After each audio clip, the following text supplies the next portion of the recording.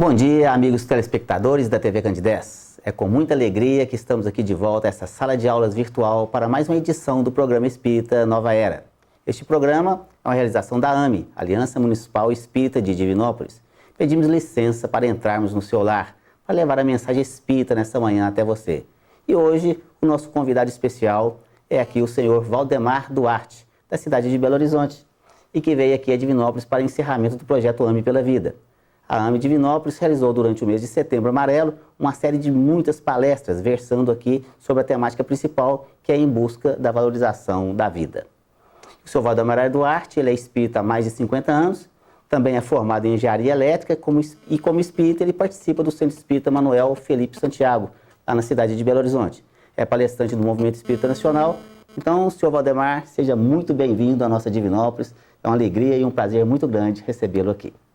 É uma alegria nossa retornar a essa cidade e hoje uma situação especial. Então, um bom dia para todos os ouvintes, os telespectadores, um bom dia para os nossos amigos que estão aqui conosco. É muita alegria para todos nós levarmos essa mensagem espírita.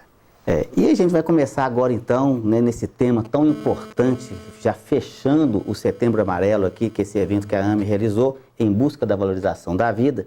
Uma pergunta muito interessante aqui para os nossos amigos telespectadores é o seguinte: o cenário da violência doméstica e urbana que hoje estamos vivenciando tanto no nosso país, o aborto, o suicídio, a drogadição, pode ser indício aí de um atraso espiritual na humanidade? Não propriamente um indício, mas uma constatação. Porque o indício seria uma tendência e, na realidade, nós estamos constatando isso a todo momento. Mas a sua questão, na realidade, tem duas vertentes. A primeira vertente é sobre a violência doméstica. Uma violência doméstica que exporta os caracteres para a rua, ou seja, para a sociedade, para as comunidades. Então, nós estamos diante de um problema que começa dentro do lar. A violência realmente começa dentro do lar. Depois, nós vamos verificar que esses caracteres, esse caráter dos indivíduos que saem do lar e vão para as comunidades, eles continuam nesta situação bastante complexa e complicada, devido à inferioridade de todos nós que somos espíritos ainda imperfeitos. Mas a violência urbana, então, continua este processo de caracterização dessa inferioridade moral mesmo. A situação do aborto, por exemplo, é uma situação muito complicada. E onde que ela começa? Muitas vezes dentro do lar. Dos pais que não compreendem, dos pais que não acolhem, das libertinagens em todos os sentidos. Então nós temos aí a base de tudo sendo o lar para evitar uma violência. O suicídio também da mesma forma. Nós vemos várias situações do suicídio, como foi exposto muito bem essa semana aqui em todas as palestras, a respeito do suicídio em si, que é uma violência contra si mesmo e contra a sociedade que está em volta do indivíduo. O indivíduo que suicida, ele na realidade, ele causa complexos, complicações mesmo, em torno da sua família, em torno das pessoas que ali estão, ele causa uma complicação muito grande.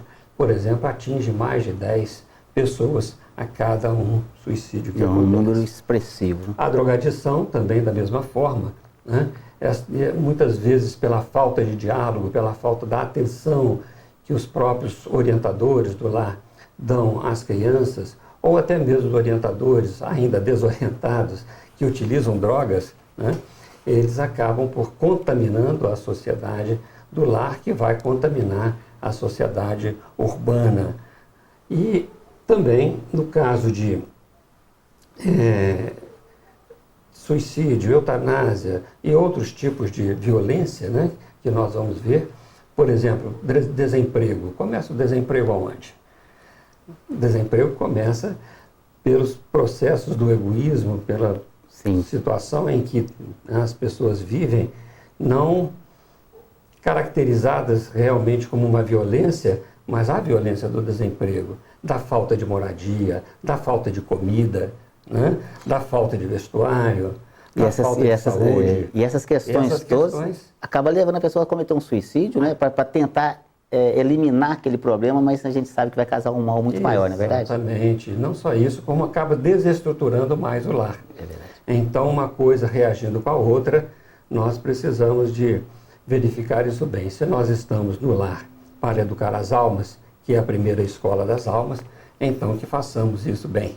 Né? Tá certo. E diante dessa questão aí do suicídio, do aborto e tudo, dessa pergunta que nós colocamos aqui, vem uma segunda. A vida sendo concedida então por Deus, né, Criador de tudo e de todos, nosso Pai, o homem então teria o direito de atentar contra ela, devido à questão do seu livre-arbítrio? Aquilo que é criação divina, o homem não tem direito de desfazer. Nós não temos o direito, e isso já está nos 10 mandamentos. Por exemplo, não matarás, não roubarás, não cobiçar a mulher do próximo. Os 10 mandamentos registram muito bem isso e nós estamos ainda por aprendê-los.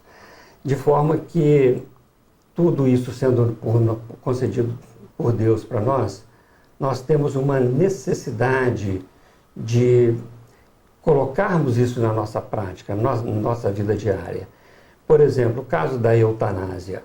Dizem que a morte assistida, uma morte benéfica, uma morte digna para a pessoa, quando ela está em sofrimento. Mas nós sabemos a necessidade desta alma, deste espírito, de passar por este processo até que o termo de sua vida seja realmente na sua destinação, né, terminada normalmente, ou nós vamos apressar um pretenso benefício para não ver o sofrimento. Nós estamos fazendo o quê? Diminuindo o sofrimento do outro ou nosso? É verdade. E tu fala que às vezes aquele instante final da vida e do arrependimento sincero pode ocasionar ali centenas de anos de menor sofrimento daquele espírito, não é verdade? Exatamente. Então, não só no suicídio que nós não temos o direito de atentar contra a nossa vida, também não temos o direito de atentar com a vida do próximo. Tá certo. Portanto, então, a doutrina espírita, ela é realmente contrária, né, à questão do aborto, à questão da eutanásia, à questão do suicídio. Ela é esclarecedora. E como é esclarecedora, o processo de conscientização nos leva a não cometer tais atrocidades. Tá certo.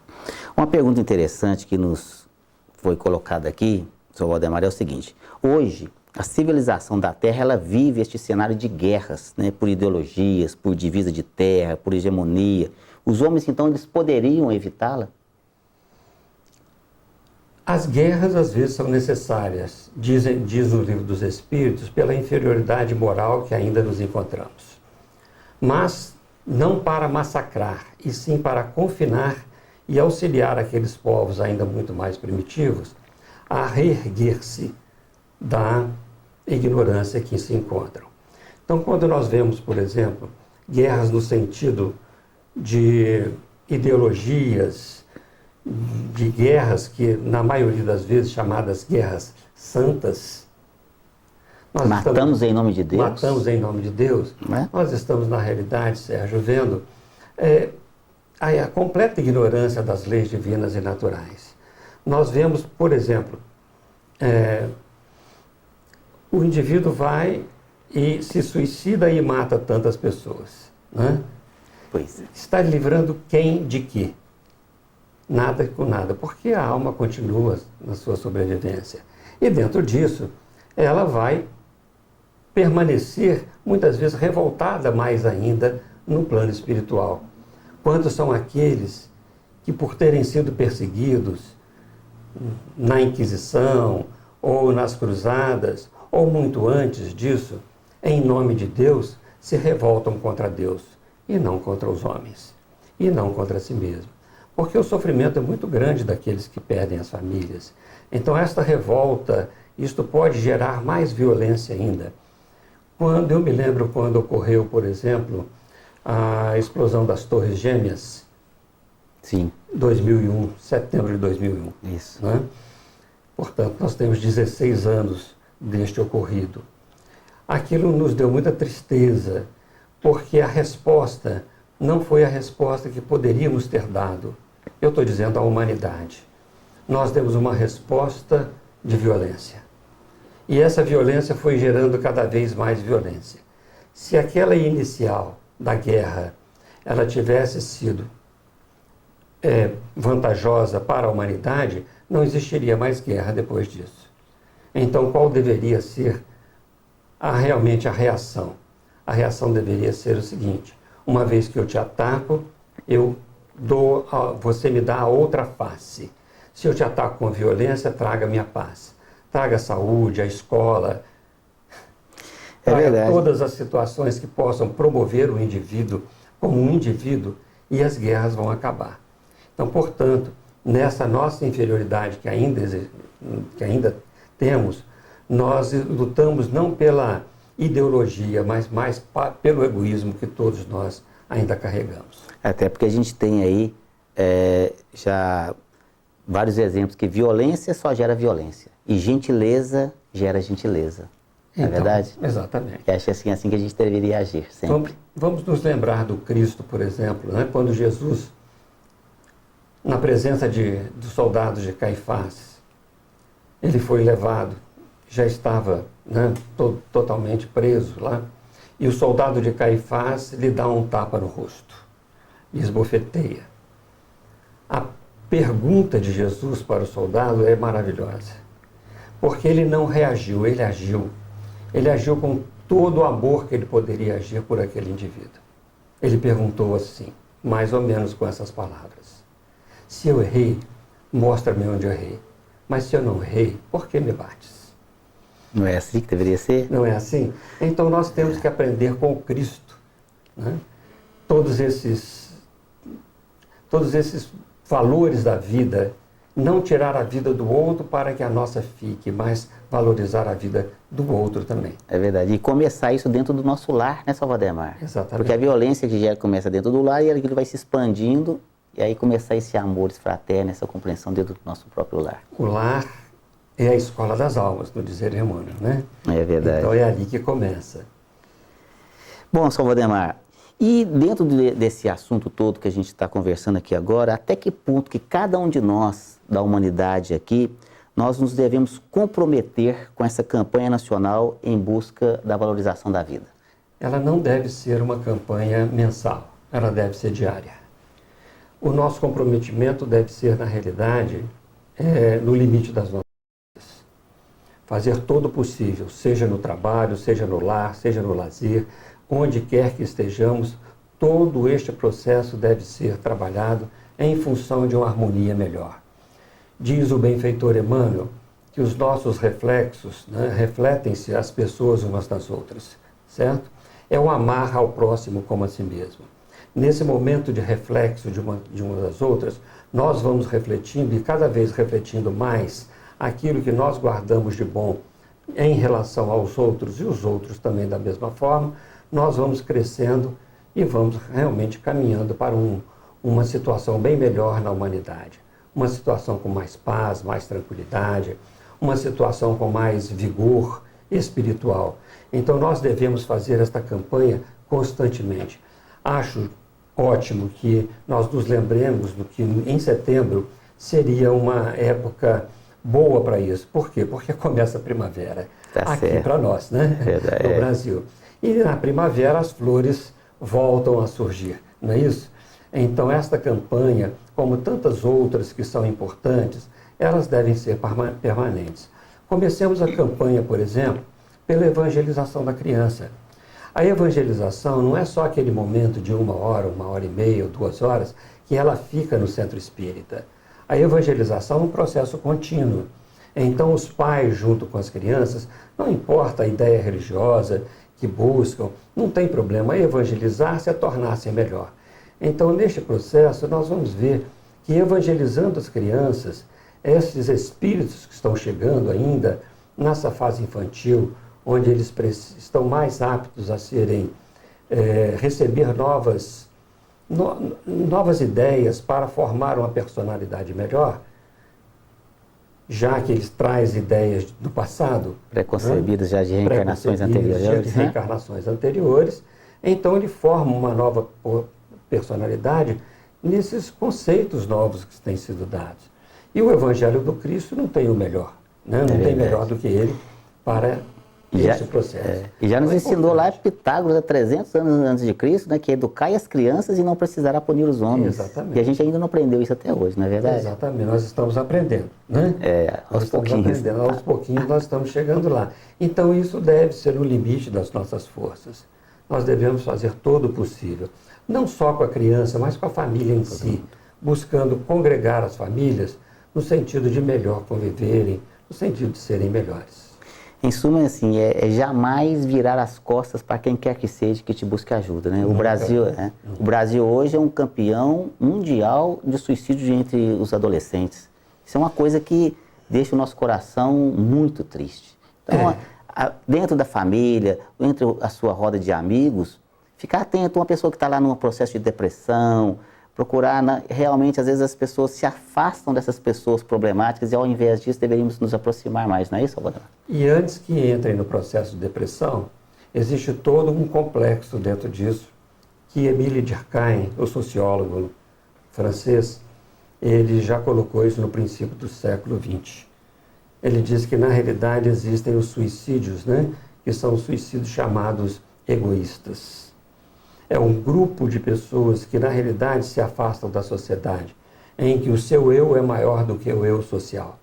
E o afastar da sociedade não é da sociedade convencional, é da sociedade do lar. Uma vez que nós nos afastamos da sociedade do lar, ou da sociedade política, da sociedade das nossas convivências, do lazer, seja lá onde for, quando nós nos incorporamos a um grupo social para que a gente possa doar a este grupo social um pouco de nós mesmos, nós saímos do processo egoístico, nós saímos do processo do eu mesmo para sermos um eu mais coletivo. E com isso evitamos uma série de situações, de transtornos que poderiam levar ao suicídio. Um deles, por exemplo, no caso da depressão. O indivíduo que se doa não vai estar deprimido. É verdade. E aí, Salvador, chegou uma pergunta muito interessante que eu queria passar para o senhor aqui. Qual seria, então, o primeiro e maior de todos os direitos dos homens? De acordo com os espíritos na codificação, o primeiro e maior direito de todos nós é o de viver. O dos homens é o de viver. Mas o viver não significa estar vivo no sentido de ter pele, carne, osso, de viver fisicamente, em si, falando. Fisicamente. Né?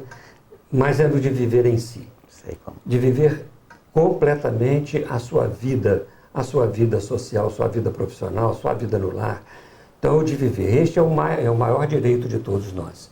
E como é direito dado por Deus, é um dever de todos nós, porque são as leis divinas que nos convidam a este processo. Então, nós não temos direito de atentar contra a vida de ninguém, porque, primeiro, é o direito de viver. E, segundo, que é um dever da nossa parte começar, na realidade, a viver bem, fazer o bem. Como Paulo diz aos Gálatas, né? Tudo que fizeres, fazei bem.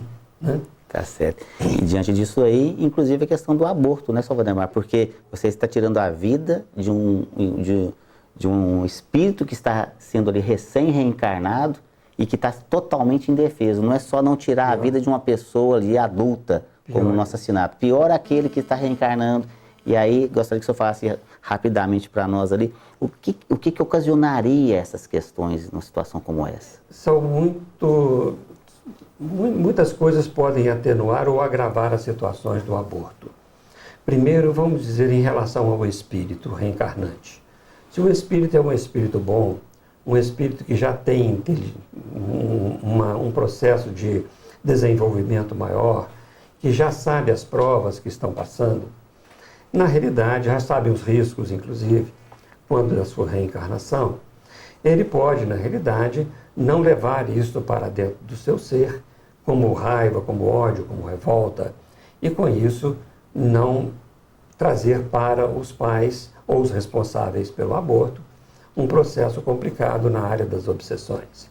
Se é um espírito muito complicado, se é um espírito que reencarna numa situação, está reencarnando numa situação de resgate ou mesmo de expiação, esse espírito pode se revoltar e tornar-se um processo complicado no campo da obsessão para aqueles que são responsáveis pelo aborto.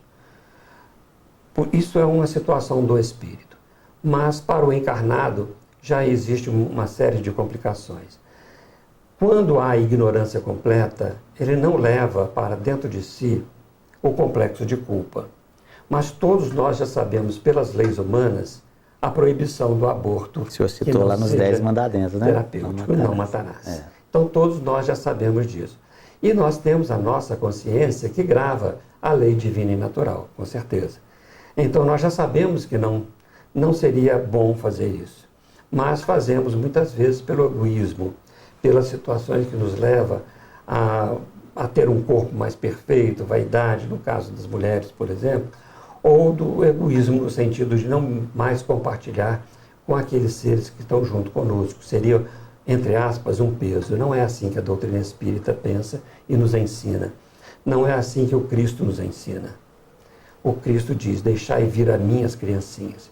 Quando ele diz isso, ele não fala só daqueles que já estão encarnados, mas aqueles que estão reencarnando também. Tá certo. E essa questão do processo obsessivo, a gente vê isso acontecer muito nas nossas reuniões mediúnicas, né? Quando conversamos com esses espíritos recém-reencarnados que são ali ceifados à vida e impedidos de reencarnar e que acaba gerando ali um processo obsessivo com uma perseguição aí terrível aí contra aquela pessoa que cometeu esse ato, né? E dentro do complexo familiar, ele vai reencarnar novamente. De um jeito ou de outro, né? Exatamente. Está na programação dele, né? Está na programação, a vida vai nos ensinar bastante. Agora, nós podemos aumentar ou diminuir o nosso sofrimento. Então, eu acredito que a dor pode vir, mas o sofrimento é a rebeldia. É melhor que a gente não seja rebelde contra as leis divinas. Tá certo. Bom, Sr. Valdemar, e tem uma pergunta aqui, nosso tempo é muito curto, mas essa pergunta nós não podemos deixar de responder. Aqui, né, nós gostaríamos que o senhor não deixasse de responder para nós. O que a doutrina espírita pode contribuir para erradicar de uma vez por todas as violências, todas essas violências que nós acabamos aqui de falar, desse processo todo aqui? O que a doutrina espírita pode contribuir para amenizar tudo isso, ou de preferência erradicar, na verdade, todo esse processo? No livro dos médiuns, quando Kardec fala das leis da sociedade, das sociedades espíritas, das sociedades espíritas, capítulo 29, ele vai nos falar a respeito do compromisso da doutrina espírita. Ele vai dizer, se a doutrina espírita é positivo, tem que fazer a transformação da humanidade, isso só vai ser feito modificando as massas. Mas as massas só vão ser modificadas modificando os indivíduos.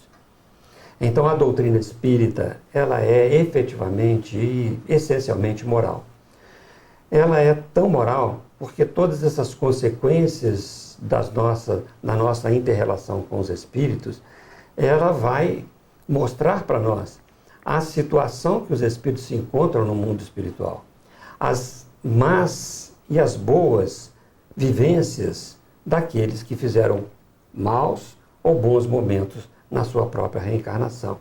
Então, esclarecendo isso sobre a vida futura, sobre a reencarnação, sobre essas moradas na casa do Pai, sobre as leis divinas e naturais, ele tem uma grande contribuição para que nós possamos, na realidade, melhorar a nós mesmos, melhorando o nosso lar, melhorando a sociedade e vamos melhorando as massas.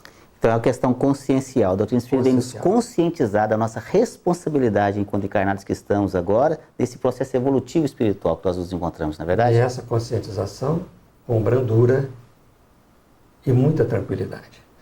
Tá certo. Bom, Sr. Valdemar, aqui, dentro de tudo que a gente colocou aqui, eu gostaria que o senhor deixasse aqui para nós uma mensagem aqui final para os nossos telespectadores sobre toda essa questão que nós acabamos de falar, em especial, como essa busca que nós temos que ter de valorização da vida, que hoje a humanidade está aí realmente passando por situações extremamente complicadas. Nós temos uma violência, desde a violência doméstica, que vai gerando a violência na sociedade em geral. Então, gostaria que o senhor nos deixasse aí essa mensagem sublime aí, com toda essa bagagem de conhecimento que o senhor tem aí, dessa doutrina abençoada e maravilhosa que o Cristo nos deixou. Meu amigo, a mensagem tem que ser da nossa vivência. Nós modificamos nossa vida. eu modifiquei a minha vida. Todos podem modificar as suas vidas. Não importa a situação que estejamos passando. Se há, por exemplo, uma dificuldade maior, se há um compromisso reencarnatório, expiatório, se há uma prova grande por passar, mas a alegria de estarmos engajados no trabalho do Cristo é muito grande. Então vale a pena viver, vale a pena valorizar a vida. Valorizemos a vida pelo que ela nos traz, pelo que ela nos fornece de benefício para nós podermos, na realidade, caminhar para o nosso infinito, para o infinito de todos, que sejamos puros, espíritos puros. É lá que nós temos que chegar.